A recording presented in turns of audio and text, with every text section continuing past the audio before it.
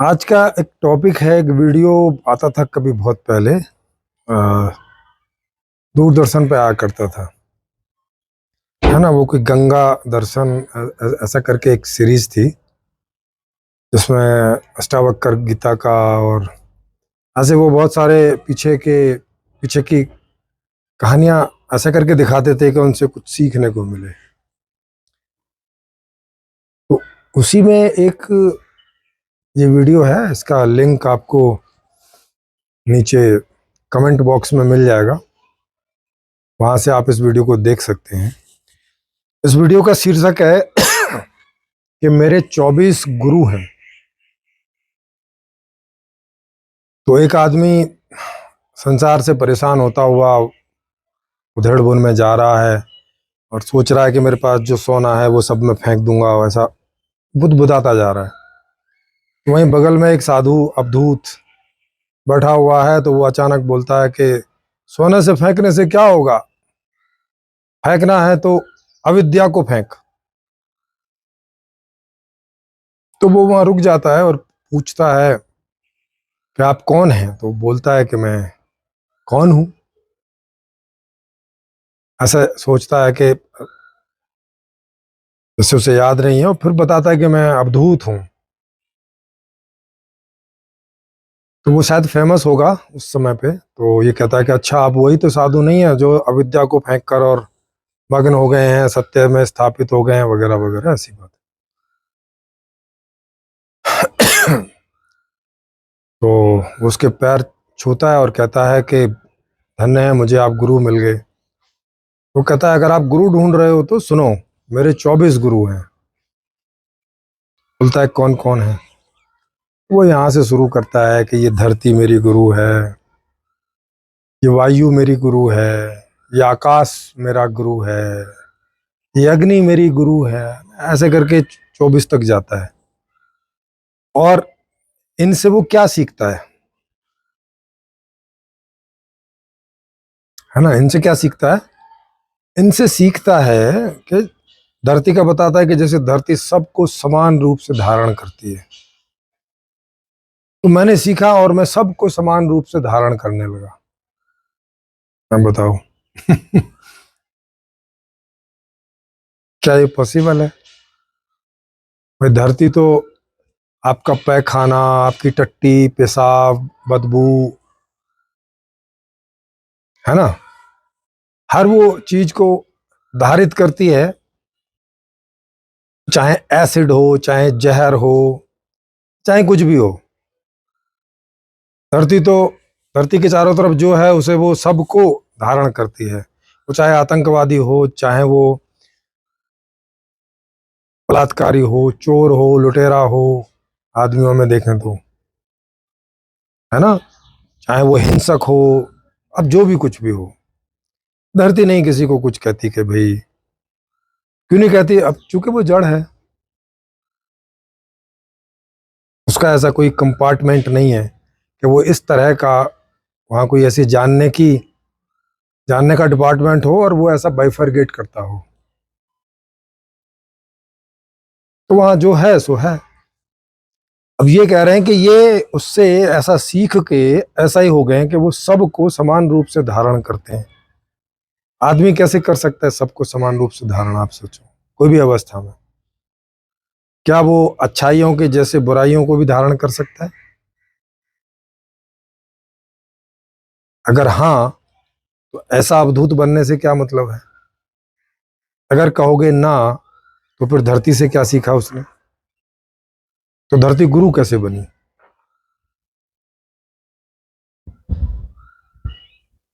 है ना, क्योंकि धरती की समझ में है तो कुछ अच्छा बुरा है नहीं। तो क्या ये जिसे अवधूत कह रहे हैं इसकी भी नजर में कुछ अच्छा बुरा नहीं है? फिर तो मतलब ये भी कुछ भी अच्छा बुरा कर सकता है। ये कहीं चोरी भी कर सकता है, कहीं डाका भी डाल सकता है, ये कहीं बलात्कार भी कर सकता है।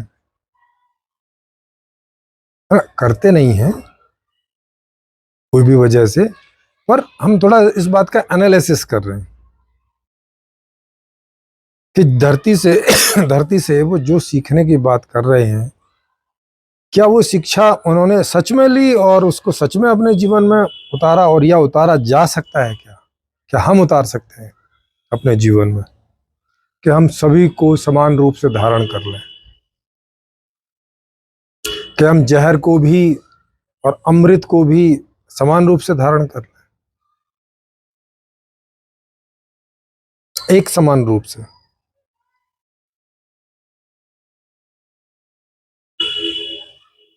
आप देखेंगे कि ये गलत बात है।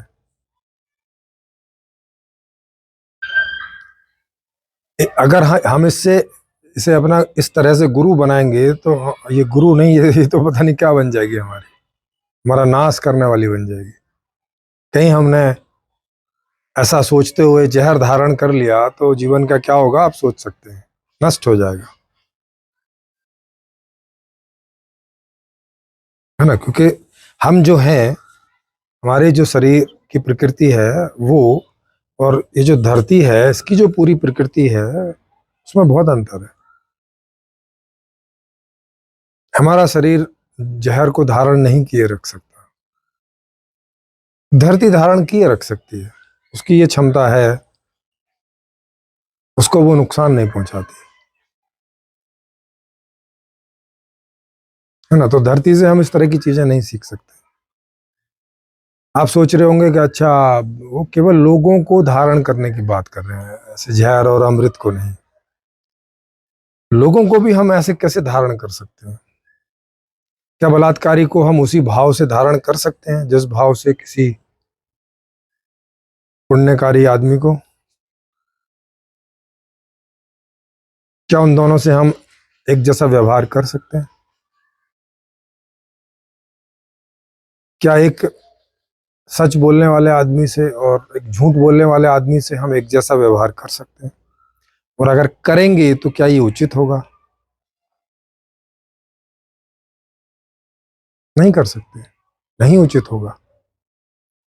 तो कोई भी तरह से, माने जिस तरह से ये बोल रहे हैं उस तरह से क्या हम धरती को अपना गुरु बना सकते हैं? समझदारी जैसी तो नहीं दिखाई पड़ती। अब दूसरा, वो कह रहे हैं कि वायु, कि वायु जैसे अच्छे बुरे सब में निर्लेप रहता है, मतलब कहीं से दुर्गंध आ रही है कि सुगंध आ रही है, वो ऐसा नहीं सोचता कि दुर्गंध वाली जगह पे ना जाऊं, या दुर्गंधी को ग्रहण करके साथ न ले जाऊं और सुगंधी को ही ग्रहण करके साथ ले जाऊं, या जहां सुगंधी है मैं वहीं हूं, वहीं रहूं, जहां दुर्गंधी है वहां मैं ना जाऊं, है ना? वायु का मतलब ये रहता है कि जितनी भी सारी गंध है वातावरण में सबको लेके और ऐसे मिक्स कर देती है हिला चला के, और अपने साथ बहाती रहती है। तो कह रहे हैं कि मैं वैसा हो जाऊं। मैंने वायु से ये सीखा। क्या हम ऐसा कर सकते हैं कि जैसे सुगंधी को सूंघते हैं बड़े प्रेम से, बड़े अच्छे भाव से, क्या दुर्गंध को भी उसी भाव से और उससे सूंघ सकते हैं और सूंघते रह सकते हैं? बीमार नहीं पड़ जाएंगे हम?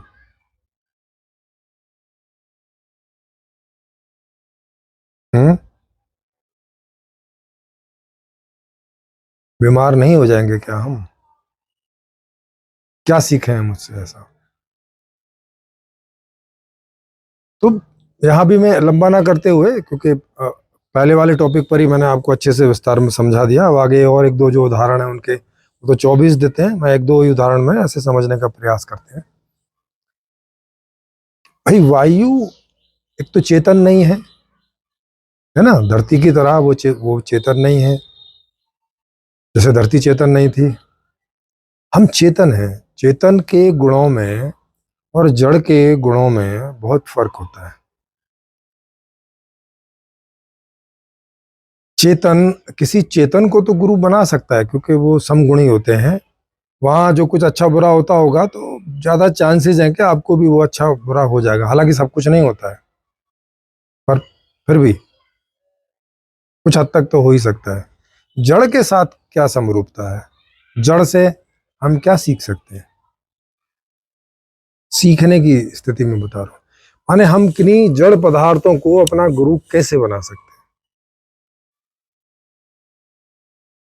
क्योंकि जड़ पदार्थों का जो व्यवहार है वो निश्चित व्यवहार है, वो अनिश्चित व्यवहार नहीं करते।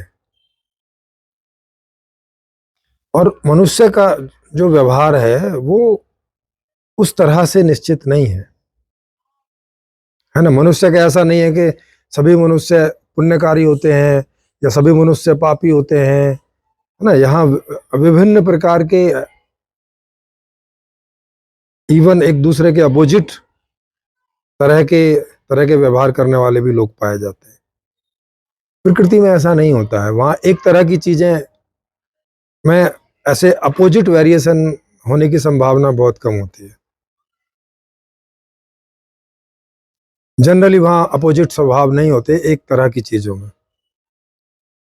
है ना। उनके स्वभाव वगैरह सब निश्चित रहते हैं और उसी में ही कोई वेरिएशन होती है। अपोजिट कोई वेरिएशन उनकी ऐसे हमें दिखाई नहीं पड़ती है।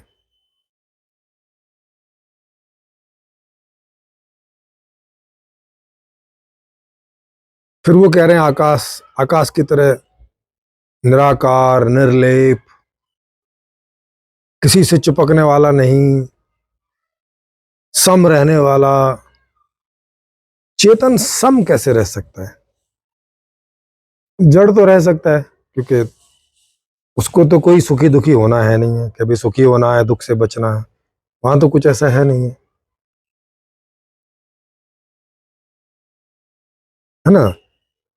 अभी जड़ के लिए तो, अब जैसे ये चीज है, ये जड़ है, अब इसको उठा के मैंने यहाँ रखा है, मैं चाहूं तो इसको उठा के फेंक दूं, इसको तो कुछ होने वाला नहीं है। इसको तोड़ तोड़ के अलग अलग कर दूं, इसको तो कुछ बुरा लगने वाला है नहीं, इसको तो कुछ दुख होने वाला है नहीं।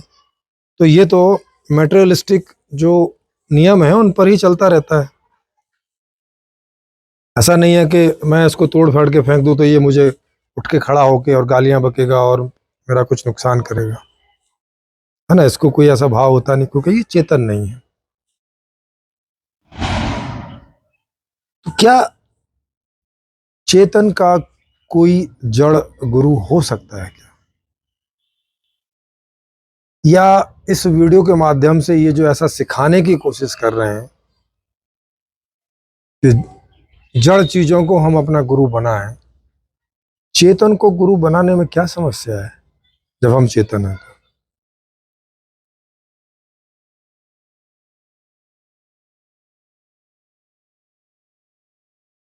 चेतन से हमें कुछ सीखने में, समझने में, जानने में क्या समस्या है?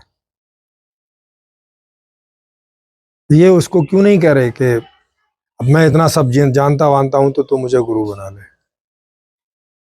जबकि वो तो ऐसा मान भी रहा है कि अच्छा बढ़िया गुरु मिल गए, पर वो उसको कह रहा है कि नहीं नहीं, इन जड़ चीजों से ही तुम सीख लो, मैंने भी वहीं से सीखा है। और क्या सीखा है वो हम समझने का प्रयास कर रहे हैं कि वो किस काम का है हमारे। इसी तरह से वो ऐसे ऐसे 24 नाम लेता है, शायद ही कोई चीज, कोई एक आध चीज कोई कहीं काम की मिलेगी, मुझे तो दिखी नहीं, मैंने जितना भी देखा है इसको।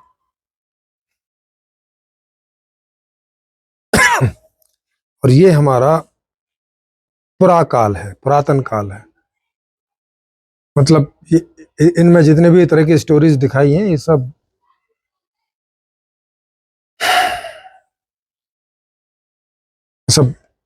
पुरानी किताबों में दे रखी हैं,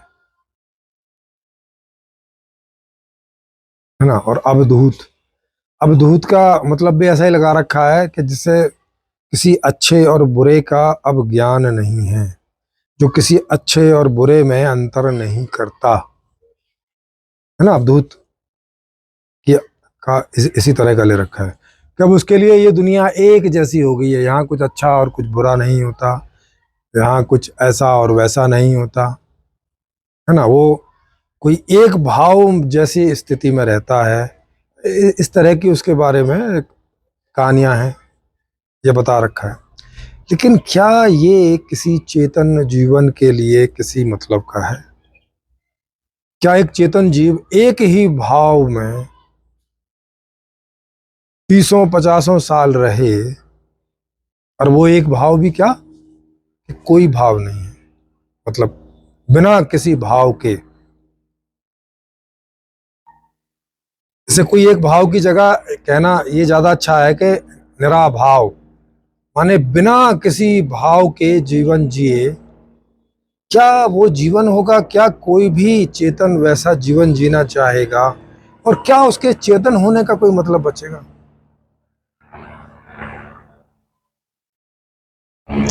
क्या उसके चेतन होने का कोई भी मतलब बचेगा? क्योंकि एक तरफ कहा जाता है चेतन माने विवेक, विवेक माने जिसको निर्क्षीर का ज्ञान हो, माने दूध क्या है, पानी क्या है, इनकी क्या उपयोगिता है, अच्छा क्या है, बुरा क्या है, क्या उपयोगी है, क्या अनुपयोगी है, क्या दुरुपयोगी है, माने इस तरह का ज्ञान रखने वाला ज्ञानी व्यक्ति वो होता है। और अवधूत का मतलब हो गया कि उसने सारे ज्ञानों को भी तिलांजलि दे दी। अब उसे स्वादिष्ट भोजन में और टट्टी में, मल में, उसके कोई अंतर नहीं है। वो कहीं भी गंदी से गंदी जगहों में पड़ा रहता है।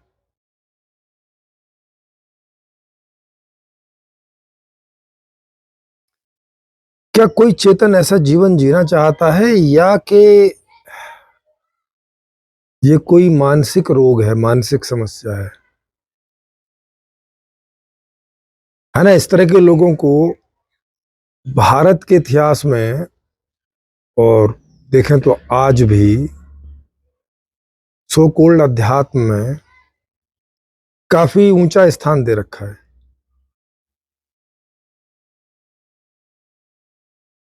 है ना?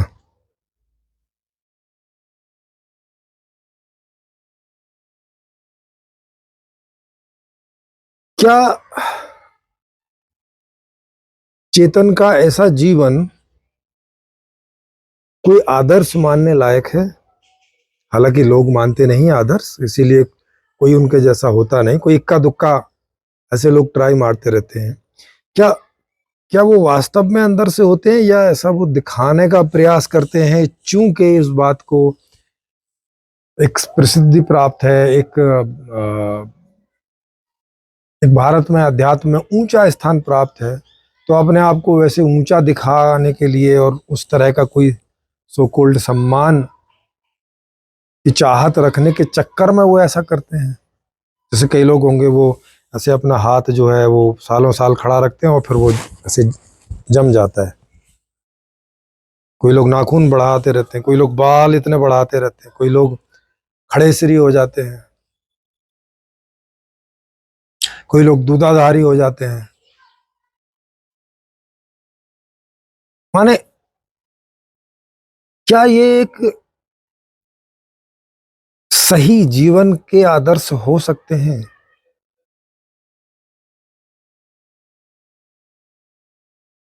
क्या इन्हें वो स्थान मिलना चाहिए जो मिल रखा है?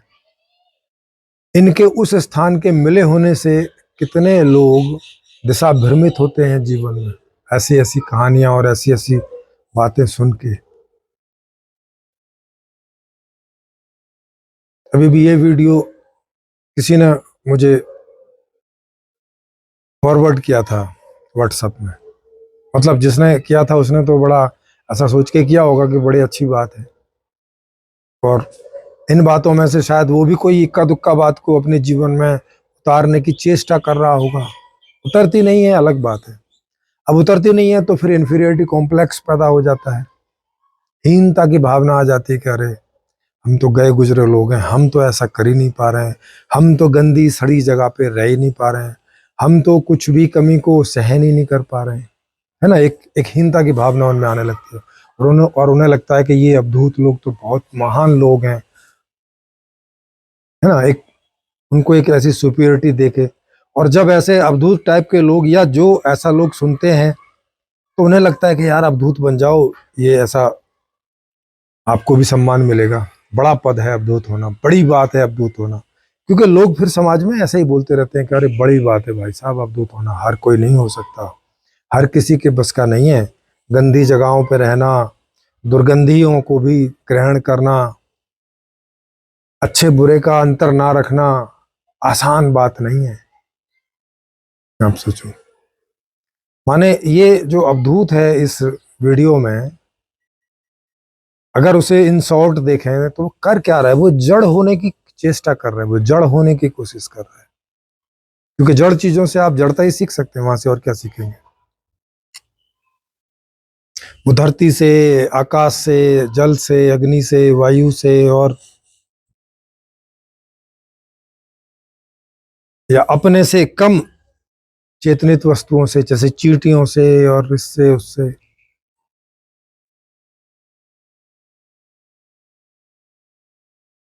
क्या आपको अपने जैसा या अपने से अधिक चेतन व्यक्ति नहीं मिल रहा गुरु बनाने के लिए, जो नौबत यहां तक आ गई है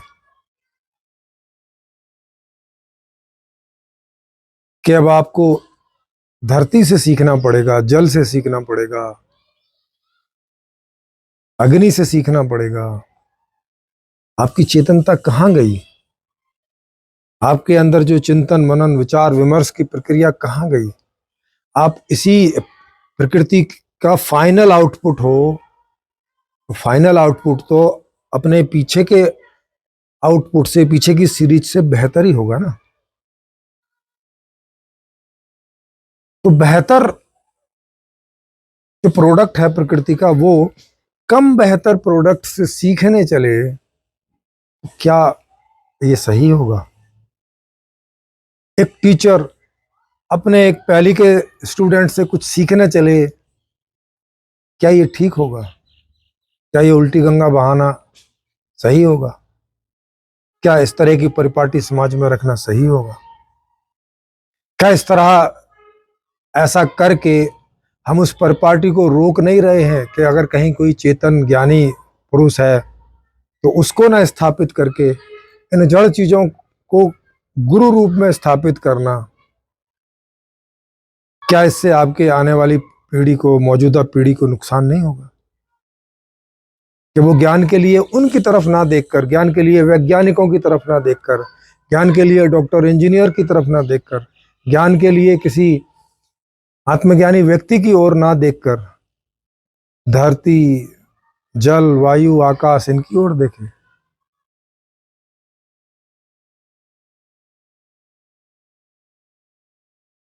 बताइए।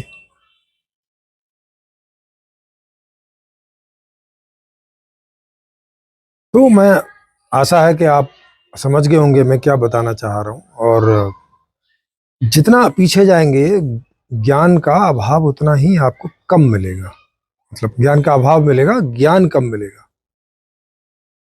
क्योंकि जितना हम पीछे जाते जाएंगे उतने ज्ञान कम है ना। आज के लोगों को पीछे के मुताबिक तुलनात्मक रूप से ज्यादा ज्ञान है। आज से आगे जब हम पहुंचेंगे, यानी अगली पीढ़ियां, सीधी सी बात है, हमसे ज्यादा ज्ञानी होंगी, उनकी अगली पीढ़ियां उनसे ज्यादा ज्ञानी होंगी, क्योंकि और ज्ञान ऐड ऑन होता जा रहा है ना। क्या मैं अपने दादाजी को अपने अपने जितना या अपने से ज्यादा ज्ञानी समझ सकता हूँ क्या? नहीं समझ सकता। वो एक मेरे दादा चौथी पांचवी पढ़े थे और एक दादा बिल्कुल नहीं स्कूल गए थे, पढ़े नहीं थे, किसानी का काम करते थे।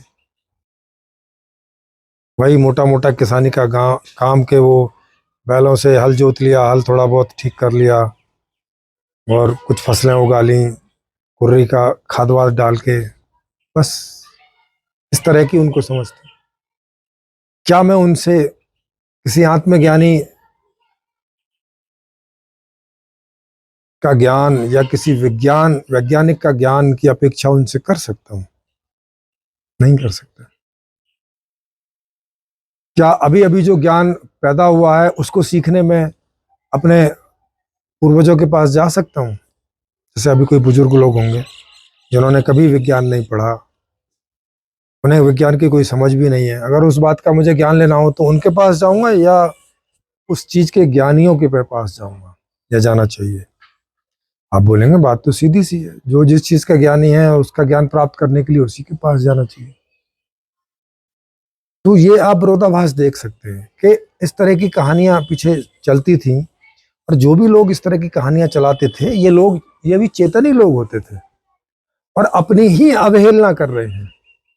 जो बात ये आदमी कह रहा है कि ये 24 जड़ वस्तुओं से सीख गया है, अब भी ये अपने आप को ऐसी अवस्था में नहीं पा रहा है कि चेतन होने के बाद जो सीख गया है उसे तो ये दूसरों को सिखा दे ना। दूसरों को बोल रहा है कि अब तुम भी वैसे ही सीखो जैसे मैंने सीखा, कि धरती से ये सीखो, आकाश से ये सीखो, अग्नि से ये सीखो। जो सीख गए हो भाई उसे तो सिखा दो ना सीधा सीधा। अभी भी अपने आप को सिखाने की स्थिति में ये नहीं समझ रहा है व्यक्ति। और समझ क्यों नहीं रहा है? सच पूछो तो इसने कुछ सीखा नहीं है, धरती के जैसा इसने कुछ वहां ग्रहण नहीं किया है। ये रोज सुबह शाम घरों में जाता होगा और खाना मांगता होगा। धरती कौन सा खाना मांग के खाती है भाई? आकाश कौन सा खाना मांग के खाता है भाई? और कौन सा खाना खाता है आकाश? वायु किसका खाना खाती है जाके?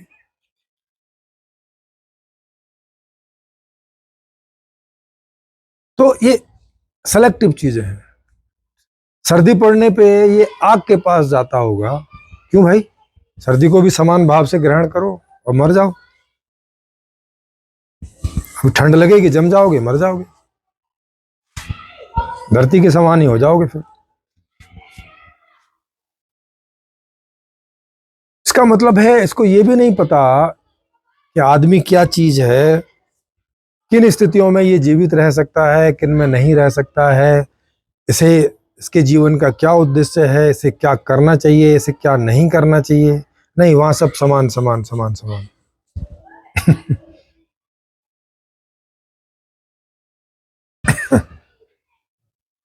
तो आई होप आप समझ गए होंगे मैं क्या समझाना चाह रहा हूं। फिर भी किन्हीं को लग रहा हो कि अरे नहीं मैंने गलत समीक्षा कर दी इस चीज़ों की, तो वो लोग यहाँ मेरा नंबर नीचे फ्लैश होता रहता है, उस व्हाट्सएप नंबर पर मुझे बताएंगे तो मैं उन लाइव चर्चा उनकी रख दूंगा और उसमें वो अपने सही, इससे भी कोई सटीक समीक्षा है उसको रख सकते हैं, और अगर वो सही होगी तो हम लोग इसे स्वीकार करेंगे और मेरी वाली समीक्षा को वहां से डिलीट मार देंगे और क्षमा भी मांगेंगे कि भाई गलत समीक्षा हो गई, सही समीक्षा ये है। तो किन्हीं को भी अपने ऊपर ऐसा कॉन्फिडेंस हो कि वो जो समीक्षा मैंने की है इस वीडियो की, इससे बेहतर कोई समीक्षा वो कर सकते हैं, तो यहाँ पे वो सादर निमंत्रित हैं जी।